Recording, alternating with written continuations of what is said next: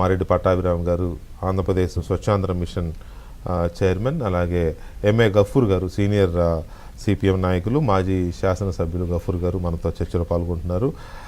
అందరికీ నమస్తే అండి.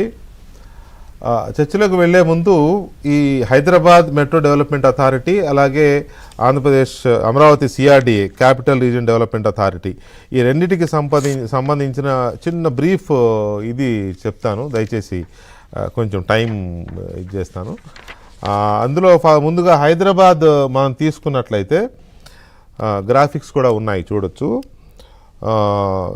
7,257 చదరపు కిలోమీటర్ల విస్తీర్ణంలో హెచ్ఎండిఏ మాస్టర్ ప్లాన్, ఇది 2031 నాటికి కంప్లీట్ అవుతుందనేది ప్రభుత్వం యొక్క ప్లాన్ అండి. 2025 మార్చి నాటికి 10,742 చదరపు కిలోమీటర్లకు విస్తరించింది. ఇది ముందనుకున్న మాస్టర్ ప్లాన్ అయితే ఇప్పటికే మొన్న రీసెంట్గా చేసిన కొత్త కార్పొరేషన్ల పరిధి కానీ ఇవన్నీ లెక్కేసుకున్నప్పుడు 10,700 చదరపు కిలోమీటర్లకు విస్తరించింది.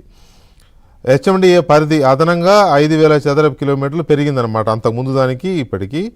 330 చదరపు కిలోమీటర్ల విస్తీర్ణంలో ఓఆర్ఆర్ గ్రోత్ కారిడార్ మొత్తం 12 రకాల కీలక జోన్లతో ఏర్పాటు చేశారు.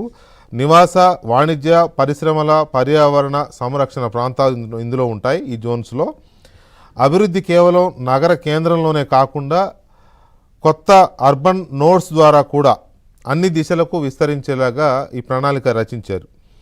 సుమారు 1.8 కోట్ల మంది ప్రజలకు మౌలిక వసతుల కల్పన చేసే విధంగా ఈ మాస్టర్ ప్లాన్ తయారు చేశారు. అయితే దీని మీద భిన్నాభిప్రాయాలు ఉన్నాయి. ఎందుకంటే ఇప్పటికే 1 కోటి దాటిపోయింది హైదరాబాద్.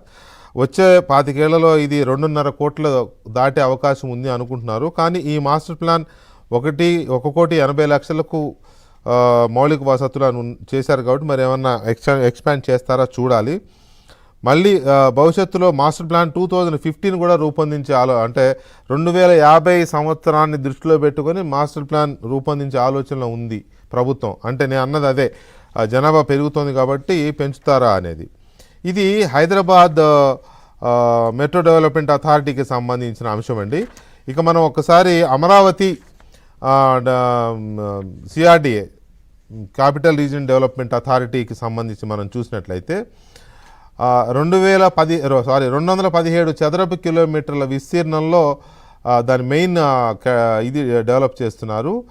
కృష్ణానది వెంట ప్రధాన రాజధాని ప్రాంత అభివృద్ధిపై దృష్టి పెట్టారు. 7 కిలోమీటర్ల పొడవు, 1 కిలోమీటర్ వెడల్పుతో భారీ ప్రభుత్వ కార్యాలయాల సముదాయాన్ని నిర్మిస్తున్నారు. మొత్తం 8,352 చదరపు కిలోమీటర్ల విస్తీర్ణంలో ఈ సిఆర్డిఏ మాస్టర్ ప్లాన్ ఉంది. ఇక్కడ మీరు గమనించినట్లయితే కేటీఆర్ గారు చెప్పింది 7,000 పైచీలకు చదరపు కిలోమీటర్ విస్తీర్ణం అన్నది ఆయన మున్సిపల్ మంత్రిగా ఉన్నప్పుడు చెప్పిన మాట. అది అంటే 3.5 సంవత్సరాల క్రితం నాటి మాట, 3.5 సంవత్సరాల క్రితం నాటి మాట అది.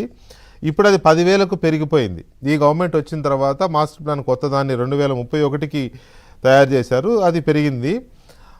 అయితే కేటీఆర్ గారు మాట్లాడే నాటికి 1000కి పైగా చదరపు కిలోమీటర్ల అదనపు విస్తీర్ణంతో సిఆర్డిఏ మాస్టర్ ప్లాన్ రూపొంది ఉంది. అందుకే ఆయన అన్నారు హైదరాబాద్ కంటే అమరావతి విస్తీర్ణం పెద్దది అని చెప్పి ఆయన అన్నది.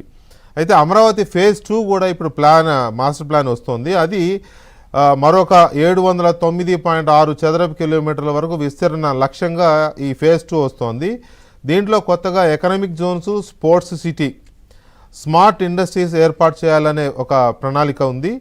7 కిలోమీటర్ల పొడవైన గ్రీన్ స్పైన్ అంటే పచ్చదనము, పార్కులు, ఓపెన్ స్పేస్, లంగ్ స్పేస్ అంటాం కదా, వీటితోనే వస్తున్నారు. అలాగే కేంద్ర ప్రభుత్వ కార్యాలయాల సముదాయం సెంట్రల్ సెక్రటేరియట్ కూడా అమరావతిలో నిర్మించబోతున్నారు.